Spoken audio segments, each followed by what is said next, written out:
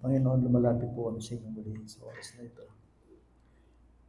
May taas po kayo at mapapurihan po kayo sa yugto ito ng pangaral. Alalahanin mo po kami, Panginoon, na kami habang may hina, kailangan namin ng iyong kalinga. Nakita namin na sa panahon ito ay tunay namin kailangan pag-aralan ang salita. Lord, dikit po kayo malakas sa amin. Pakitungong po ng aming mga puso at buksan po kami sa mga katotohanan na nakapaloob sa pangaral na ito. Alalahanin mo rin po ko sa aking kainaan. Kailangan ko po ang iyong awa. At nawa ay maitaas kayo sa pangaral na ito. Lagi namin ginadalangin na makita sa iyong salita ang aming mga sarili, ang anong buhay, ang anong pag-asa nag-aantay sa mga nagtitiwala sa inyo. At kung sa oras na ito ay dumating kami ng dupahimbay, dumating kami sa lugar na ito ng nabibigatan, dumating kami sa lugar na ito ng nahihirapan. Abutin mo po kami, Panginoon, sapagkat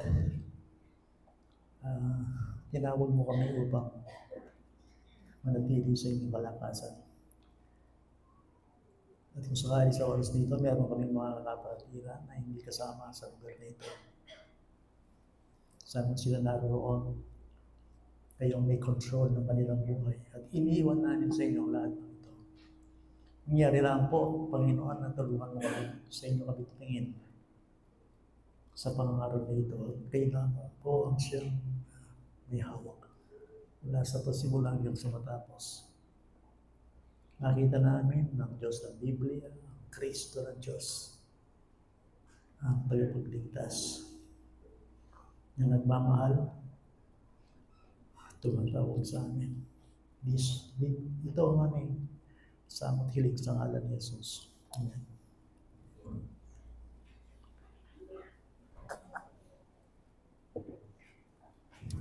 Pwede ba tayo mag-Tagalog ngayon? Puro. Salamat.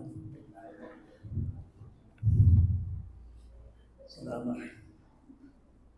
Kahit mo ba? Yung kasi yung first language ko eh. Anyway, salamat na rin Tagalog.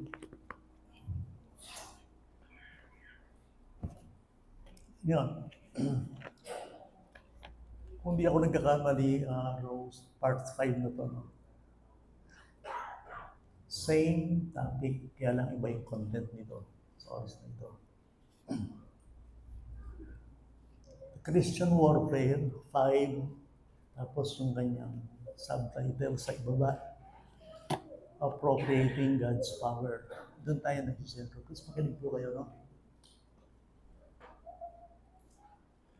Bagay na bagay itong aking pasimula sa 2 Corinthians chapter 12, verses 8 and 9. Si Pablo, meron siyang thorn in the flesh. Alam niyo yun? Sa mga pag-aaral yung thorn in the flesh, pinapahirapan siya. Sabi nila, epilepsy. Si Paul, sakit sa mata. Nagmi-ministry siya, pero hirap na hirap siya. Para bagang ang laking sagabal sa kanyang physical. Kaya ang tinawag ng Bible doon, tinik sa laman. Alam ba ninyo, hiningi niya ito sa Diyos na siya'y pagalingin? Hindi ako nagkakamali, sinabi ng Bible, I pleaded 3 times with the Lord. Humingi ako sa Panginoon, 3 beses humingi, na sana'y lisanin ako ng kahirapang ito. Alam mo, sumagot ang Diyos, hindi yung kanyang hinihingi. Ito yung sagot ng Diyos. Ang aking biyaya ay sapat sa iyo. Woe, my grace is sufficient for you. Alam, nagustuhan ko yung pangalawa. Ano sinabi niyo doon? For my power is made perfect in weakness. Wala kung pangalan mo yan eh. Bagay ang bagay, lakas na ng Diyos, ako'y kahinaan tao. Wala naman tayo. Yes, mahinada mo. Pero yung mayari ka rin, hindi. Malakas siya yung Diyos. Meron ka rin pakiramdam mo kung kanta, Al-Sal, Doldoy, hanggang Annie Barida.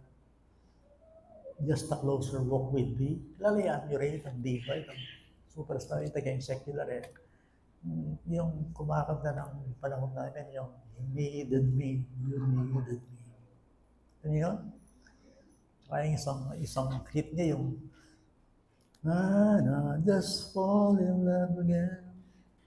Just tang-tang-tang. Kategori niya parang Karen Carpenter, babae, mga sikat. Pero Christian ito, yan ni Ray. Ang dami niyang tira, ang dami niyang kantang hymnaryo. Sabi nakinggan in the garden, how great thou art, amazing grace. Pero isa sa pumutok sa akin, isa sa pumatak sa akin, isa sa nagustuhan ko ang yung kanyang just a closer walk with thee. I am weak, but thou art strong.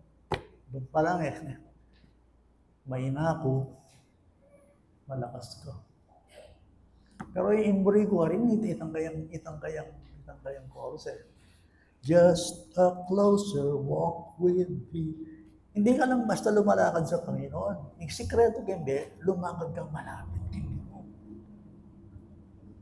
Hindi lang yung ang pangalan mo, Christian, nag-a-attend, sometimes nagdadala ng Bible. Kundi pangarapin mo sa buhay na maging malapit ka sa Panginoon. Otherwise, kung hindi, makonfuse ka. Kaya galwatan, bakit yung ayaw, alulwal lang. Nakarinig like, ay, pag malapit ka sa Panginoon, siya magiging kalakasan mo.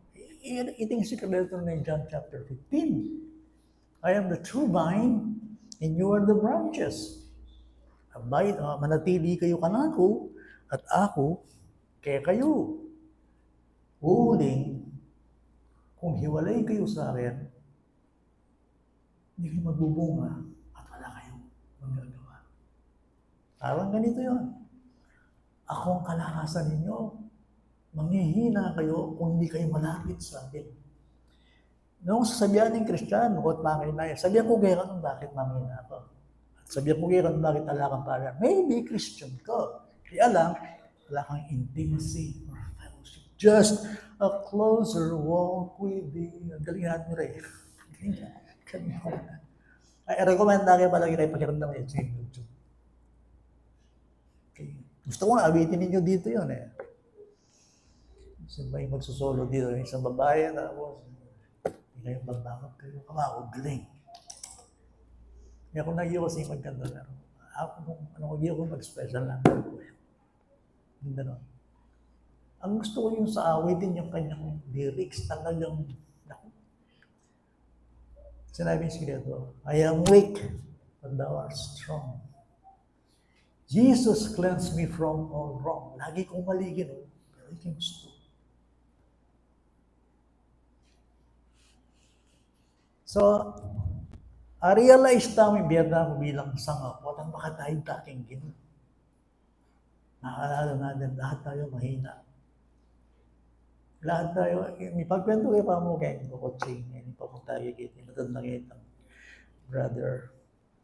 Dahil Kristiyano, hindi kasuko yan. Hindi kasuko tama. Ang gagawin mo meron. Lahat tayo, ako, kayo, kung hindi tayo mananatili sa Panginoon. Hindi naman magsalita kayo ng ngayang ng pumero. Alam mo, kung hindi sila rin Christian, init, babagsak yan. Kung hindi ka titingin sa Panginoon. That's the reason why. So, appropriating God's power, appropriating means makalaan kay katamo, nakalaan sa atin yung kalakasan ng Panginoon. Hindi niya ipagkakait yung kanyang power sa kanyang tinawag. Naintindihan niyo ako? Yung power ng Panginoon, para sa iyo yun. So, ano gagawin ko? How does a believer tap in this power? Or, nung Tagalogan kita, sorry. Baka nanuya yung mananampalataya, kabityo, king power ini. Yung electrician, pero naroon na makita ang salitang tap, T-A-P. Tap pa rin mo rin sabihin, kabit niya. Meaning, kuryente, pupuldeya, meron siya. Live. Kung gusto mo magka-kuryente ito, kakabit mo yun. At yung kuryente, dadaloy doon sa pinagkabitan. Ganon din sa Panginoon. Seryoso niyo yung sasabihan kayo. Please. Nung may storbo kayo, pakikuanan yung pakiramdam. Kasi, kailangan tayong power. Hindi ka tanda yan. Dami sa dyan kayong Christian life. We are living an impossible life. Imposible yan, di. Pakabanal ka. Mataya ka sa sarili. Pusahan na yung Diyos. Maniwala aking Ginoo. Live by faith. Look unto those things which are unseen. Baka na naman ilaban yung bagay, kakit kay kakakit. Kita mo ganyan. Pray ko sabihan, tutuloy po sa sabihan ng salita ng Diyos, ating pong heaven, ating pong next life, ating pong lugaran ng lugar, alang kasalanan, alang kamatayan, alang tumo, alang tsumuro, merong totoong lugar na yon, alang kamatayan. Alang sementeryo, alang ospital, alang kahinaan, alang problema. Meron yun. Kaya lang hindi dito yun. Next life, pangako ito. Totoo yun. Ngayon, paano makikita yun? Nakatingin tayo din siyempre sa mundong ito. Ang mundong ito, ano ito? Lahat tayo. That is why, in Bible, we walk by faith, not by what? Sight. Powerful ito. So we live, we walk, by faith, not by sight. Isto yung tao lalakad niya by faith. Di asa yung tao yan. Why? Manmalaya ka rin sa salita ng Diyos. Why siyang tao yan? Kasi pag sa dyan ingalanganggan. Kaya lahat ng sumusunod sa Panginoong Jesucristo, ang sabi ng Corinthians, si Kristo ay nagiging karunungan natin. So, paano ang mananampalataya? Siyempre, buriin yung dandamang kanya. Brother, pastor, paano po ba maililipat sa atin yung power ng Panginoon? Okay? Sana kayo bulayin yung 2 Corinthians 12, 8, and 9. My grace is sufficient for you, and my power is made perfect in weakness. Nung ninumang kayong magsalita, may namo po, ikay may nangalan ng Ginoo. That's why si Apostle Pablo, nagmamalaki siya, hindi sa kalakasan, sa kanyang kahinaan Bakit? So that the power of Christ may rest upon me. Indaw, kikilalanan ng may nayaking kayang sarili, tuk na nga yung power ng Diyos. Kasi yung kinuing magpakumbaba, itas na That's why, napakagandang katangian sa isang tao ang siya'y mapagpakumbaba. Humble yourself before the Lord, and in due time, He will lift you up. In due time. Sabi ang kuping Karen Benson din, kayo mamalagwa. Wait upon the Lord. Keep your eyes looking unto Jesus. Have faith in God. Kayo mamalagwa, buri ko sila ang mamalagwa. Hindi tambing-tambing, agad may fruits, yung power, yung revival. Ali. Sabihan na ni Bible, keep on obeying, trusting, praying, keep on looking unto Jesus. Keep on. Siyempre, yung panahon tayo yan, matawag na rin tao. Yung tao yan globalization na yan. Buri yung tao yan, panginisip yan, buri nakuha. Yan yung world. Iba yung sa Panginoon. So, ipinagmamalaki ko, pero sa ganun po, ipawali niya Jesus. Pinagmamalaki ko, ang daming kahinaan ko. Subalit sa kahinaan ito, nananahan sa akin ang kapangyarihan ng Diyos. Ngayon, paano ako magtatap? Paano ako kakabit sa power na ito? I-remind na kayo muna. I-remind na kayo mo. Siyempre, makalimutan tayo minsan. Ano ang ibig sabihin ng kalakasan ng Panginoon? Remind na kayo muna yan.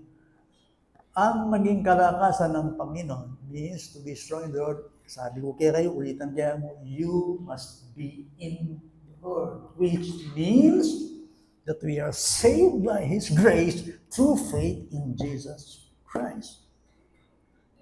Pag sinabi mo magpakalakas ka sa Panginoon, yakin mo, nasa Panginoon ka. At ang ibig sabihin nun, ikaw ay naligtas ng kanyang biyaya sa pamamagitan ng pananampalataya. Yesu Cristo. Ang guhit na yan, ang kwentong yan ay makikita nyo buo sa Ephesians chapter 2. Yes, yung Kristiyano may inaya. Ano yung issue? Ang maganda rito, sa punto rito, gusto kong maintindihan nyo, ang Kristiyano mahina, ay alam, may kasama siyang malakas. Whereas, in contrast sa mga unbelievers, Ephesians chapter 2, sino sila? They are outside Christ, outside grace. They are poor, weak, dead creature. Ay, tiyan nyo ko po. Dahil po wala kang Kristo, mahina ka po rin. At pang-Chem Bible, metal na rin. Weak na rin. Pag sinabi mong unbeliever, hindi Christian, impotent yan. Ang ibig sabihin ng impotent, alalakas din, weak lang. Ngayon, bakit ba rin Christian? Malakas siya. Kaliya. Naging issue ngayon, yung Kristiyano. No, Kristiyano yun eh. No, Kristiyano yun. At saka Christ.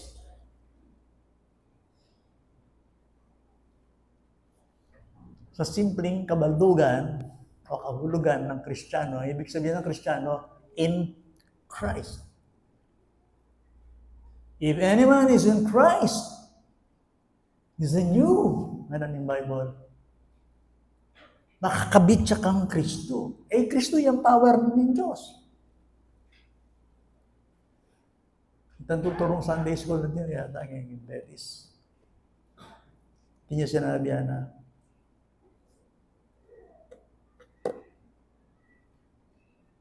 yung Diyos, at saka ang Kristo. Mga tsaka ang Kristo, nasa Panginoon ka. Nasa Diyos ka. Kapag ikaw naman, sinabi mong nasa Diyos ka, na kay Kristo ka. Hindi pwedeng maghiwala yun. Kaya my Father are one, si Kristo God. Pag na kay Kristo ka, tiyak yun, ang Ama, ang Diyos, ang iyong Ama. Pag nasa Diyos ka naman, na kay Kristo ka. Dahil ang Diyos ay nananahan kay Kristo. Buri na nakilala yung Diyos. Ganyan may Kristo. Tanggapan may Kristo. At yung Diyos kang Kristo. Yung Kristo, may nasahin na yan yung Diyos. Alang nga diwa. Kaya ibubulisa ko kaya, very dogmatic ko yung punto ngayon. Dahil yung religion, malito. Kasi yung tama, Christ. I am the way, the truth, and the life. Pastor, sobra ka, dogmatic ka kayo. Yes, I am. Yung mumunang dogmatic kay Christ. Mali lang ang religion. Yes. May mga tama sinunod ginagawa, pero pagdating sa daan sa Diyos, isang daan. Peter, dogmatic. Ano siya? Walang ibang pangalan na ibinigay sa silong ng langit maliban kay Jesus. Nasukat ikaligtas ng tao. Kaya dogmatic na. Si Paul, hindi siya dogmatic. There is only one mediator between God and man. Iisa, yung mamagitan, yung iba, kaya tao, kaya Diyos mo, kaya tao, hindi ka. Jesus Christ. Makatiyak kayo, pag sinabi mong Kristiyano ka, you are reconciled to God. Ang Diyos ay nakatira sa iyo. Bago ka tayo, tingnan mo, makano kasi sinalpan tayo ang iyong Ginoo. Once na ikaw ay sumampalataya sa Panginoong Yesu Cristo, God is your Father. In totoo yung address kanya, spiritually speaking po ng Christian God, heaven. Anyang ba yung Kristiyano sinulot o tanda? Ang ganyan kaya pakakanta ko sa lesson. Nakakalimang ko na. Meet me in heaven. Meet you in heaven. Namin kasi di pa ka lyrics tayo, yung susulat dito. Ala ko mo kaya bebas mo dyan mo sa Diyos. Ano yung sinusunod? Kabalo na isip kito. Ako pa. Wala ko pa 30 anos. 25.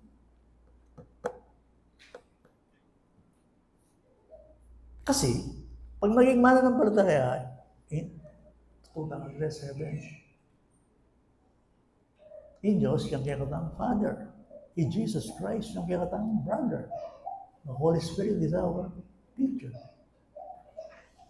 In church, yung kayakatang Bale. Home, ito ang ating tahanan. Oh yes, oh yes. Meron tayong kani-kanyang pamilya sa laman. Tama yun. Di ba mahal natin sila? At my friend, bilang pamilya ng Diyos, in church, yung kayakatang home. I love my church. I will support my church. Yung talento mo, paggamit ko kay church ko. Yung time ko, biya ko kay church. I will support the church. Nung ating yung pera, support na yung church. Nung ating yung talent, nung ating yung time, love the church. Bakit? Christian tayo ngayon, hindi ba na tayo? Pero yung mga unbeliever, labas sila kay Kristo. Labas sila sa biyaya ng Diyos. Ang Diyos, hindi nila ama. Ano nila ang Diyos? Judge. Hindi nila ama, judge. Saan ang destinasyon nila? Hell. Okay? Hindi nila masaya rin ang believer. Kahit hindi lang masaya. Kahit hindi lang masaya. Saguli, masaya rin. Sige, hindi kayo nung buring kilalanan ni Kristo. Magsaya na kayo. Lubusan nyo na. Kasi yung time, datang end. Manangis kayo. Kaya kung opinion niya, sabi ni Bible, masaya ka, kaya Kristo, lubusan mo na. Yan. Bilang isang mananampalataya, may pagtitiis ba? Yes. But my friend, the best is yet to come in Christian. Our glorious future, our future is more glorious than our past. Ako yung mag-reminis kang napon, yung retrato. Tsunarin, family, mga ganyan, dawen lang. Pero alalang kilabot ka ako rin, hindi labas. Bakit? Linipas na. Yung lalawen ko itang future. Christ. Sometimes I imagine ko, 1988 ata, tsumapit dito. Nag-radio. Patang ayusin mo na yung picture yung pinabawat.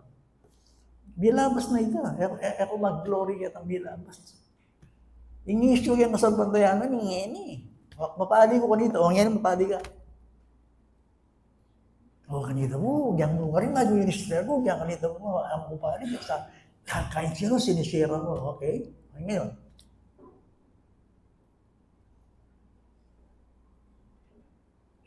May iwan yung punto? Why?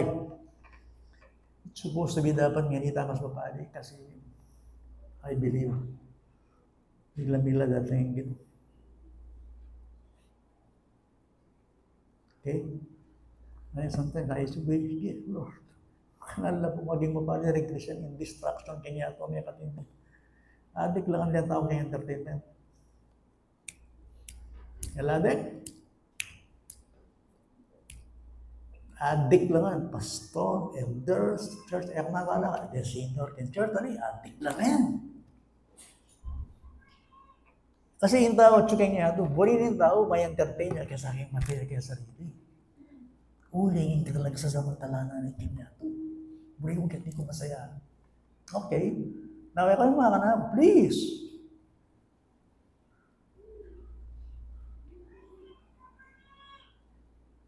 Impangako na ninyo sa liwa.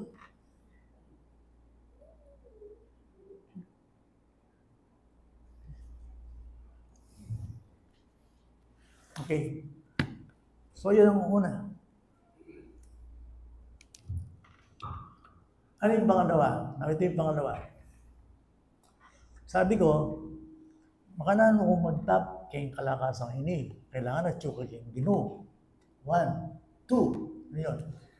Kailangan kang maging matatag sa paniniwala na ang Diyos ay makapangyarihan. Saan nanggagaling yung power ng tao? Faith. Power comes from faith. Yalalatsoy sa dito ang pananampalataya.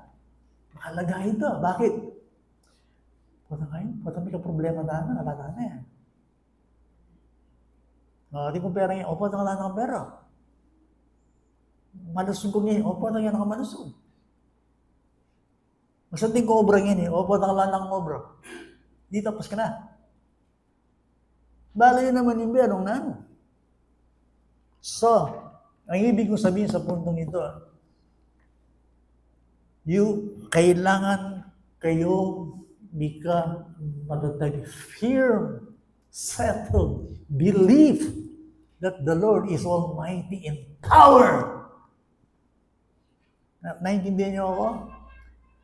Una, sinabi ko na. Ano yung pangalawa? Kailangan magkaroon kayo ng settled, matibay, malakas, firm na paniniwala na ang Diyos ay makapangyarihan. Ngayon, magbabasa tayo ngayon sa Matthew 17. Tignan natin ang mensahe ng kwentong ito. Makita natin ang sentro ng mensaheng ito ay yung himala ni Kristo na galing sa pananampalataya, sinabi niya.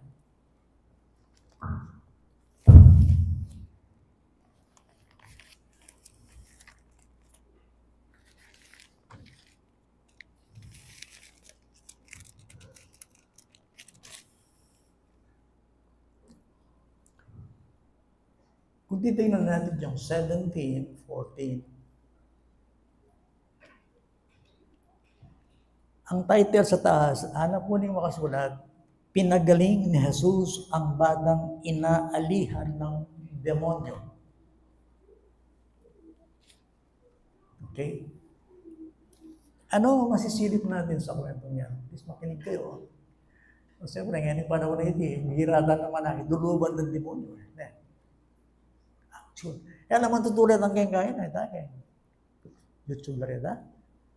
Yung ibig sabihin ng AI, katlagay na kayo muli. Balo kang pengut. Biasa yung mga pengut. Tutulan na. Wala mo tutulan, lulubad ng demonyo na may palayasan na. May fake brand. Really, huling mula na akong magiging gadget. Di ba na totoo? Pero nangyayari po ba ngayon? Ewan ko. Exorcism. Nandun akong pelikula kanina, yung high school ko rin. Exorcism. Ngayon yan eh. Ito talaga nangyari ito dito sa kwento ng Bible.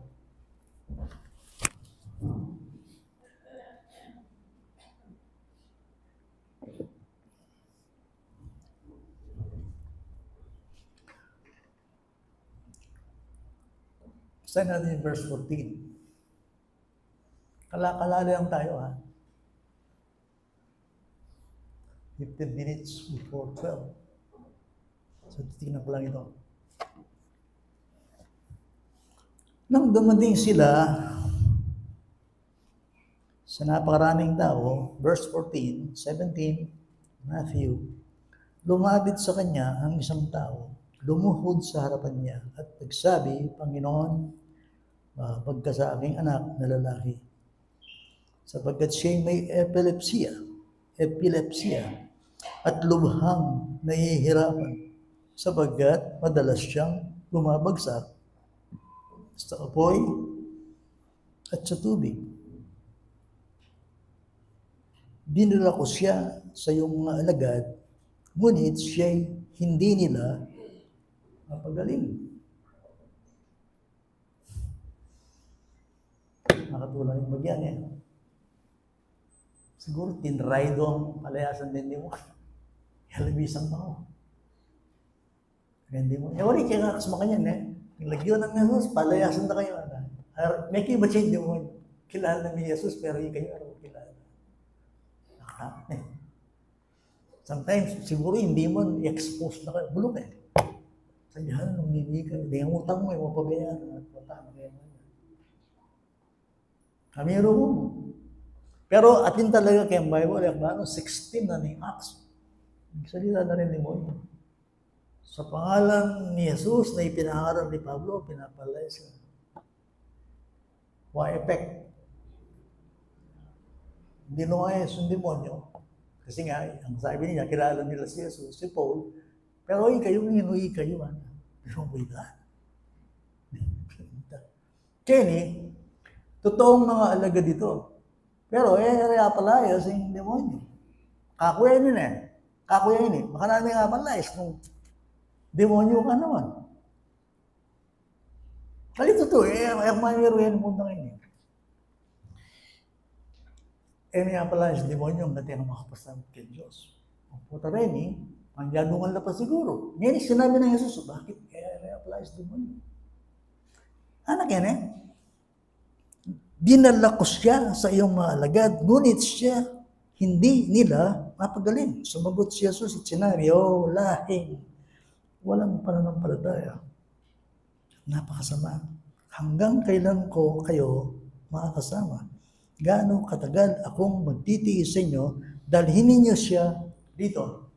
Nani yung problema na rin alagad na? Kristo na rin Alagad ng Kristo. Pero orteria palayas demonyo. Ina-expect ba ng Panginoon na mapapalayas nila ang demonyo? Yes. Why?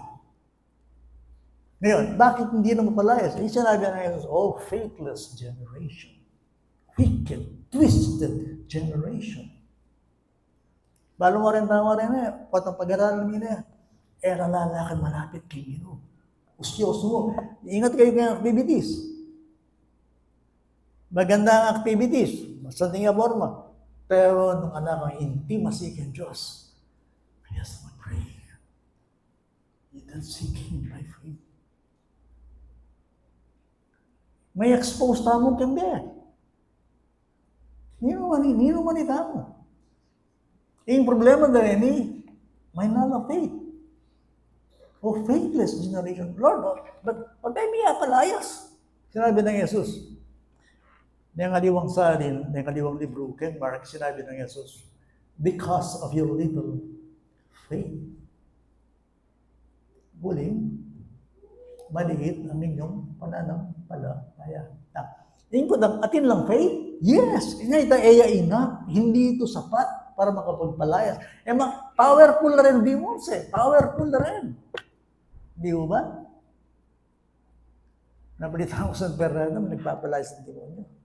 Kaya takot na rin, Pastor, may kanabula pag-ingirat. Siguro atras. Siyempre, gano'n, ready. Hindi ba? Palayasan mo yung demonyo, kaugali mo. Di ba sa pakang pride buntok? Pride, ba't siya yung demonyo yan? Kayo ba't palayasan niya? Bakit? Kalubang yan nga, may palayas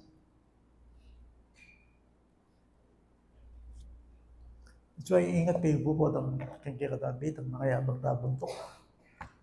Ninoida mo, halatang humility. That's why yung ginawa, sasabihan na lagi, humble yourself before the Lord and resist the devil and he will flee away from you. Kaya natin yun pero siguro tayo ako rugo magpalayas demonyo, kaya ako magpasaw kay Diyos. You cannot do it. Kaya na ka man makapasahod kay Diyos, ka malapit kay Diyos. Ako na, kung galang talaga ka rin, in Jesus' name, I rebuke, in job, ginawa in job. What?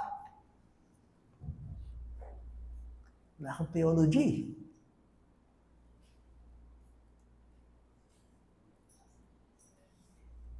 Lakwa ng aning demonyo po ang nasubmission kay Diyos. Sabi namin ni Daniel, nagpagkamali, 11:32, retang makakilala kay Diyos, maging malakas lang.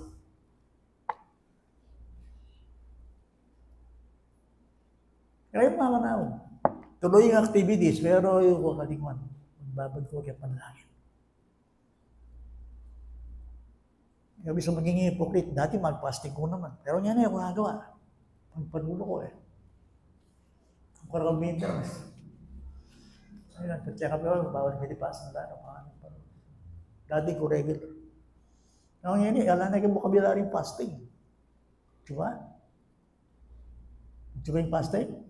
Ngayon Karamihan ka rin, pastor. Ay, imagine ko. Na yung pastor, ragawa, yan mga membro.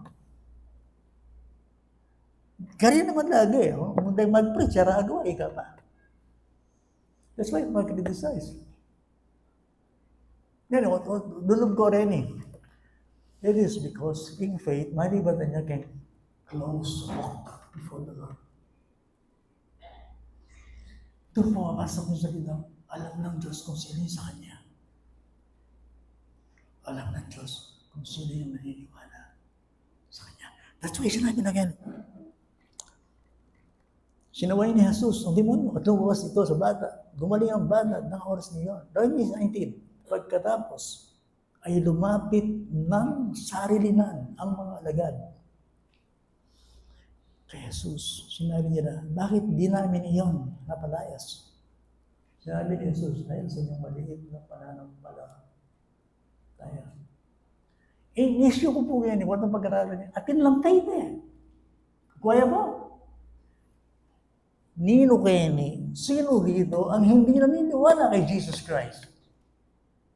Lahat tayo naniniwala, di ba? Maliit ang ating hindi naman maalala. Pero binasa namin in Mark chapter 9, verse 24. At ang nakatindi daw, siguro, kaya pala mas, kanana mo, Jim, Alan, sorry. Katang 9:24, yung magkamali. Alos pareho yung kwento kayan. Sinabi ng Jesus Christ, kanin 24, intatangini, agad sumigaw ang ama ng bata. Kasi sinabi ng Jesus, wala ka, anak. Right? Opo. At sumigaw agad ang ama na sinasabi, nananampalataya ako. Tulungan mo ang kawalan ko ng pananampalataya. Paano may explain yun eh? Kanya po, makiram naman kayo. Ako yan. Antiyan na ng Christian. I believe, but Lord, help my unbelief. Help thou. Manwala ako, Ginoo. Pero manwala. Buri na siya, kuwat ang mabayad ng problema. Kuwat ang tsunami, delubyo. May kasakit ng sitwasyon. Yes, Christian, manwala ako ng heaven, manwala akong Christ. But Lord, help me now my unbelief. So, paano ko alam ka pa? Kaya ngayong ating pangalawang heading sinasabi natin, you must have a settled, firm belief that the Lord is almighty in power. Di ba? Di nga na ako, wala Christian. Haman wala kang Diyos, agawa na. O reni sisesego, hanggang ini, mas lumuntok, yan na maging Christian. Na, haman wala kang Diyos, nag-junor yan, palipitan.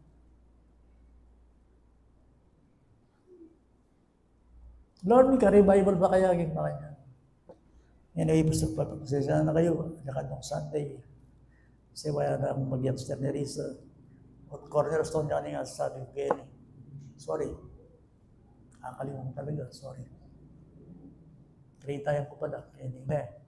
Okay na, bali na. Gulisak na akong gulisak ka rin. Nakagagilig. Yan po sabi. Sorry. Yan ang regulation eh. Kaya mamala. So, nagka-revival pa kaya kaya ni cornerstone eh. Nagbayad pa kaya rin yan bro. Maging spiritual na kaya rin. Tuturo eh. Pastor mo, Lord, may ka-power niya kaya. Nakahanap pa kayang miligtas din kayang pamilya mo, kaya tako. At ano pa kayang hope? Manwala ako eh. Christian ko. But Lord, help me now my unbelief. Bring si Benita. Lord, yung malalam. Yung malalam. Ibiyadagay kayo, luluban ng demonyo, hanggang mo. Pangilisan niya. Iyang mulay o ikang mulay? Tama yan.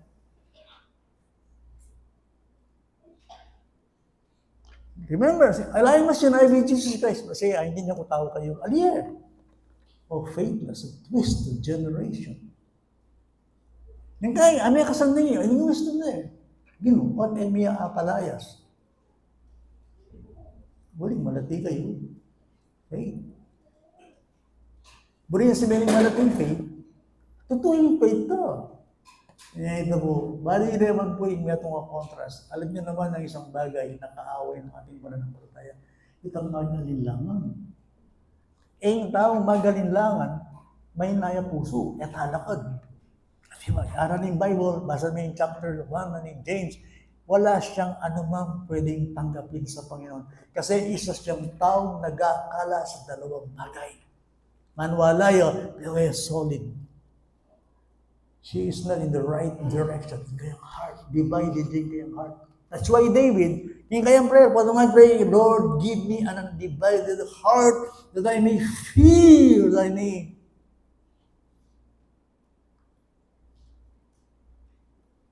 Subukan mo na mag-pray, ba't ka kayang gadget? Wala kang ka-power-power.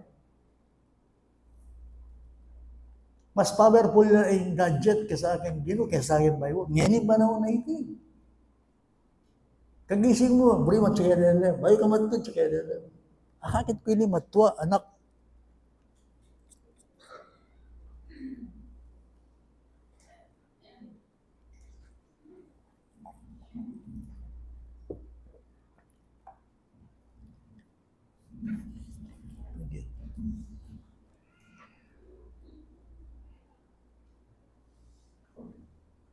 So, hindi nila mapalayas kasi may hina yung kanilang faith. Alilimit day makapangyarihan.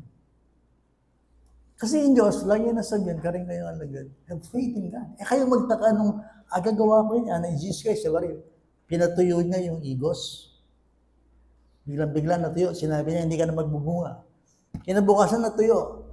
May gulan lang, bigla na rin yung alagad na. Nasa nabi ng Jesus Christ. Bigla yung sinabi ko, if you have faith like a mustard seed. Sabi niya sa bundok na ito, pumunta ka ron at siya pupunta. Walang mahirap para sa isang taong naniniwala. All things are possible for those who believe. So, yung power ng Panginoon na sinasabi, be strong in the Lord, in the strength of His might, yung kanyang power, yun ay natatamula, nakalaan sa atin yun kapag tayo ay naniniwala sa Kanya. Yun. Kaya nga pagdating Jesus 21, ganyan po. Sabi ng mga kanya ni 20, sinabi niya sa kanila, dahil maliit ang inyong pananampalataya, sapagkat katotohanan ang sinasabi ko sa inyo, kung mayroon kayong pananampalataya na kasing laki ng butil ng binhi ng mustasa, sabihin niyo sa bundok na ito, lumipat ka roon mula rito at ito'y lilipat at sa inyo'y walang hindi maaaring mangyari. Nasikreto. Mukha niyo man yung madaling faith. Bong. Saan? 21 yung sikreto 21. Ngunit ang ganito'y hindi lumalabas kundi sa pamamagitan ng panalangin. At ayun no. Spiritual discipline sa sabihin ngayon. Spiritual discipline, devotion, be much in prayer. Mag-ministry mo. So, anong gawan ko? Faith must be cultivated. Nalimbuli ko sabihan, yung faith, bala mo binhiya, kailangan mo buong kalan. Yan yung faith, baka na yung darahol. Baka na yung darahol yung faith. Be much in prayer. Ano sa'yo, sikreto. Prayer. Dakal niya mo rin sabihin yan. Discipline yourself. Devote yourself into the Lord. Seek His face. Draw nigh to God. You will draw nigh. Bisa ka pala daw na faith. Puri mo pala, ala namang imposible kang Ginoo. Inisyo ka ni, may limitahan ng Diyos. Kasi kailangan, para lakas ka kira, ating kang settled, firm persuasion or firm belief that the Lord is almighty.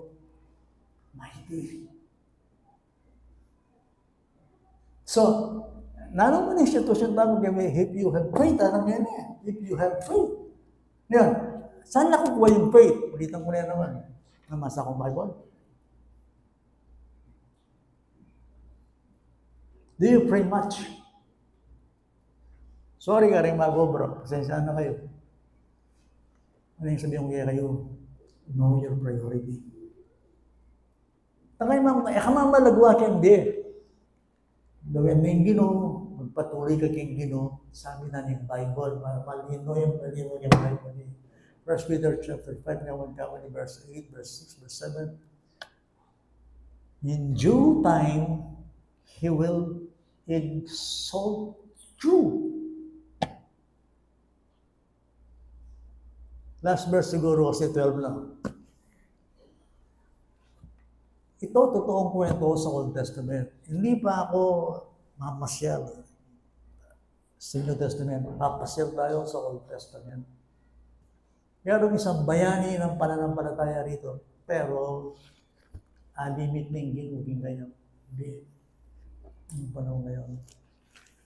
At kung familiar kayo, siguro kilala nyo ang aking ibig sabihin dito. Ito yung Moises. Alam mo yung kwento? Alam mo yung kwento ko? Baka. Siya, tsaman eh. Okay. May kwento rito sa chapter 11 ng Numbers. Bilang sa Tagalog.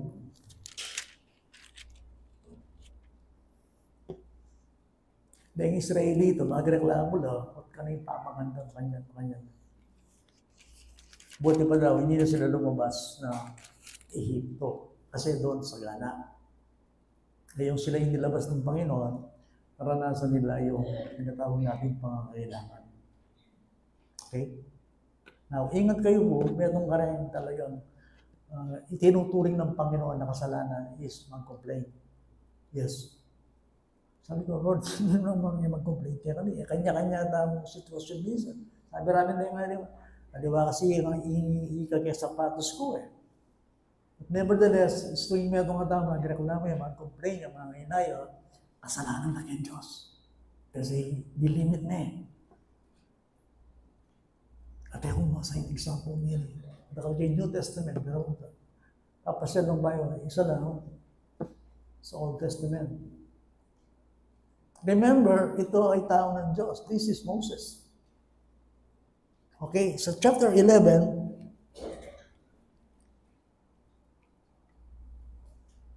sa verse 18, hindi ko babasahin lahat. Ito lang para maintindihan natin. Sabihin mo sa bayan, 17, 18 ng bilang. Sabihin mo sa bayan, italaga ninyo ang inyong sarili para bukas. At kayo kakain ng karne sapagkat kayo'y magsisiyak sa pandinig ng Panginoon na sinasabi, sinong magbibigay sa amin ng karne sa aming makakain sapagkat mabuti pa noon na nasa Ehipto kami dahil dito bibigyan kayo ng Panginoon ng karne. At kakain kayo. So natin yung complain ng bayan ng Diyos. Sabi naman, hindi ninyo kakainin ng isang araw lamang, ni 2 araw, ni 5 araw, ni 10 araw, ni 20 araw, kundi isang buwan, buong buwan hanggang sa lumabas sa inyong mga ilaw at inyong pagsawaan sapagkat inyong itinakwil ang Panginoon na nasa gitna ninyo at kayo umiyak sa harap niya na nagsasabi, ano niya po, bakit pa kami umalis sa Ehipto? Ano yun? How? See? Okay, doubt yun. Ibig sabihin, ang laki ng problema ko. But, pwede kaya sabihin niya kayo, yung Fred Fox, sabihin niya kayo, God is bigger than your problem. The moment na inisip mo, muling experience, marawali yung problema mo, then, mag-commit ka na something new. Kaya close kayo. Okay? Now, itimburin ng demonyo, may asamutan ni Diablo kayo, may asamutan ni Diablo kayo. Yang is just na kaya kayo. Hindi naman kaya po. Kaya, nung dumaan kami mo kaya Then, 21. Diyan ba? Ngunit sinabi ni Moises, ang bayang kasama ko ay 600,000 katao at iyong sinabi, akin silang bibigyan ng karne ng kanilang makakain sa buka. Bigyan ng kapit ng milyon din. 600,000. Nandun yung mga bata, nandun yung men of war, babae, lalaki. Saan kukuha ng pagkain to? Imagine niyo po rito, 600,000.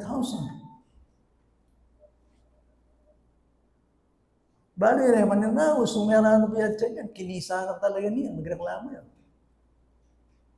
Bali, aliwaya po yung atyan eh. Hindi ba? Kotang irama mo na, naliwata mo timple. Okay, yan yung blessing kaya ka daw, kaya magtutagi, yan mamalagway ka, hindi.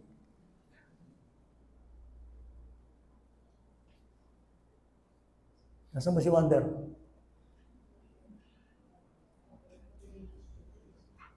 Buti, binigyan tayo gifted to lutuan. Kaya lang isa itong mamadali. No, pero blessing kaya ka mo yan. Kalibo? Oh yes. Aliway ka siya eh. Parang mo ganyan eh. Imagine, live 600,000. Pero ang muli yung sabihan kaya yung punto ngayon. Parang wala kasalanan kay Diyos ito. Kasi nagdadalawang isip ka. Nawawala ang vision mo at mata mo sa Panginoon. Kaya wala pa doon kaya tingnan nga doon ganyan, o tangay pa, kalwat, ang ganyan, my friend, keep on praying, keep on waiting. Ang aayusin mo sa buhay, lagi mo magiging priority, maging malapit ka kay Nilo, baka to may faith. But without faith, it is impossible to please God. Ang issue din, makanari ang daguling ka kung faith. Spiritual discipline. Walk in holiness. Prioritize God. Seek those things which are above. Sa kang dagulapit, kailangan yung faith mo solid. Hindi ka namamangka sa dalawang ilog. So be much in prayer. Akakuhay ko po. That's why, sinabi na ganyan, o kanan mga gawin niya, akakuhay mo, hindi kang prayer. Yan, kaya kada mo siguro, daka naman problema, financial. Baka naman problema, kaya kada na yun siya. Pero kung uli natin financial na yun, ay, kamakapagat yan. Financial mo yan. Kung nangangagawa mo, kailangan ka yan. Ngayon kung karang titiga-tiga na mo kayo, bayo po sa ganyan ng Ginoo. At alam na ninyong Ama na kailangan nyo ang lahat ng ito. Oh boy. Oh boy. Siya nila, alam ng aking Ama ang aking iyak. Alam ng aking Ama ang aking kailangan. Alam ng aking Ama ang aking lingas-ngas sa buhay. Baano na ning Ginoo matuturedi? Baano ning Ginoo magalinaw? Baano ning Ginoo lahat tayo. Pero pag gano'n, ano problema doon? Your faith. So, lawan tayo na po. Even Moses. 22. Kakatayin ba kaya ang mga kawan at mga bakahan upang magkasya sa kanila? O ang lahat ng isda sa dagat ay huhulin sa kanila upang magkasya sa kanila? Ay Moses ini, the holy man of God. Big doubt siya. Yes, agyang itang power na ng Ginoo, lilimit na eh. Question nyo. Ano sinabi ng Panginoon? Sinabi ng Panginoon kay Moses, umikli na ba ang kamay ng Panginoon? Ngayon makikita mo kung ang aking salita ay matutupad sa iyo o hindi. Ba't pumasok doon yung salita? Magdepende na ako kay salita ng Diyos. Tuparanan ninyo kayang salita, yan ang sinabi ng Bible. I tell you the truth. So, ano man ang hingin nyo sa panalangin, paniwalaan niyong tinanggap nyo at mapapasan. Yan ang salita. Do you believe that? Ali, marabuli yung problema ko. Mas marabuli kay Diyos. Kaya nga si Moses, ulyan na hanggang sa inyong dagat. Ali, magaling lang niya kayo ni Moses. At kinausap siya ng ngayon, hindi ko siya nasabing kapareho natin yung sitwasyon nila. Pero sa buhay natin, kailangan. Pwede nung Christian ka, nakadadala ng Ginoo nung pa rin naka-immature. Pwede nga di Either kaluban ng Paul, torn in the flesh, minsan financial, minsan physical, minsan andito problema ng family. That accidentally nung lingkod na ka ng Ginoo. Kailangan gawa na ng Ginoo yan. Have faith in God. Ngayon, nanong gawan ko? I am weak, but thou art strong. Just a closer walk. Kasi close kang Ginoo eh. Hindi kasi priority ng Ginoo. So, nanong gawan ko? Problema yung sitwasyon mo, yung laging maging focus mo, in Diyos. Ano ng Ginoo? Psalm 46:10, be still, know that I am God. Ang ibig sabihin nun, I am in control of the situation. Walang lugar na hindi kontrolado ng Diyos kung maniniwala lang sa Kanya ang Kanyang bayan. I know that in due time, Lord, I will reap. Aani ako. Buray mo sabihin, may pakarin na yung tao magtiwala kay Diyos at maninaya kay Diyos? Of course not. Hindi ko sinasabi ito na parang madali. Ang sinasabi ko lang sa inyo, be strong in the Lord and in the power of His might. Yan ang yan eh. What I mean pala is, kulang mo eh. Hindi kayo kasi mag-pray at mag-ayun. Hindi mo rin sabihin ito, spiritual discipline. Balay naman tayong Christian yan, loose sila ng Christian yan. Ngayon, manaliwa ka kareda. Be the exception. Nag-expand yan, pero ngayon sabihan na ng Bible. Humble yourself before the Lord and resist the devil, James 4:7, and he will flee away from you. Kung yun ang isa namin ko ng din. Na po, easy in resisting devil, easy yan. At yung mga gawa. Pero hindi mo itong bagay, inggawan mo pa ang kikirami, isubmit mo yung sarili mo lang din. Magpakababa yung Ginoo. Hanapin yung Ginoo. If you seek me with all your heart, I will be found by you. Matatagpuan mo. James chapter 4, draw nigh unto God, and He will draw nigh unto you. Bano ka kapatid? Amo ka sa akin hindi. Yes, bano ko? But nothing is impossible with the Lord. Kapag tayo naniniwala sa Kanya, para bagang binababa natin ang Diyos at inahayaan natin siya ang mag-ingat sa buhay natin. And nothing is impossible. Ano ni Bible? Nothing, all things are possible for him who believes.